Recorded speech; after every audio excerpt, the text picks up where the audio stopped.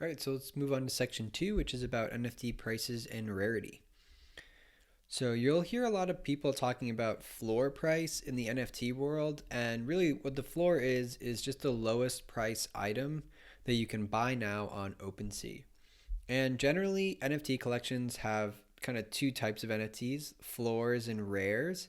And a floor NFT will usually sell around the floor price, whereas a rare will command some level of premium. Since the floor is like the easiest thing to track, it's much easier to sell NFTs at the floor than to sell them the more rare ones, just because it's easier for people to see the floor, and people want it to go up. So the Lambda's rarity system is actually really clearly defined and like easy to follow when you look at the background colors of the lambs. So the yellow backgrounds are the least rare, moving all the way up to the orange backgrounds, which are the most rare. Generally, the yellow, green, and blue background lambs all trade around the floor price of approximately 0.03. And then the purple backgrounds start to get to a rarity level that people start to care about and value more. So those will trade about 2 to 3 times the floor, whereas the red backgrounds are even more rare, might trade 4 to 5 times the floor. And then orange backgrounds, the Omega lambs, are in the top 1% of rarity. So those will oftentimes trade 20 to 25 times the floor price. And these are all very rough approximations based on data over the past few months. It could change in the future. So when we're talking about rarity, a very popular tool that people use is called Rarity.tools. And this is a way to help you better understand the rarity of different items within an NFT collection.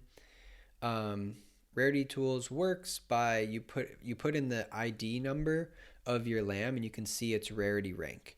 So we can see we put in the ID number of lamb 1766 and you can see that its rarity rank is right there. It's not a very rare lamb. So that's, in the 7,000s out of a collection of 8,500. So not very rare at all. Very common, considered a floor lamb.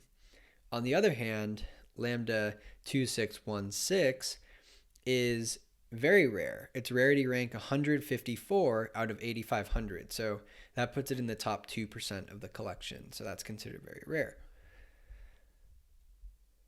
On rarity tools, you can apply different filters. So say you really like the bighorn trait. You could filter and just look at lambs that have the bighorn trait. And you can see, you can see the ID numbers, you can see how many match that, you can see how rare they're considered, and then you can see the price as well if they're for sale. Not every item in a collection is for sale, right? You can also filter by tier. So say you just want one with a purple background, you can filter by the beta tier, and you can see all of the matches and the prices and the rarity of those. While numerical rarity is cool and helpful, it doesn't tell the whole story. People value other things like certain traits and especially combinations of traits. So within the Lambdas collection, you can see a combination of traits like the full Spartan, like a Spartan helmet and Spartan armor, is very rare. There's only 5 NFTs that have that combination. So it is numerically rare, but also even more desirable because there are so few of them and it kind of looks aesthetically pleasing and people like that.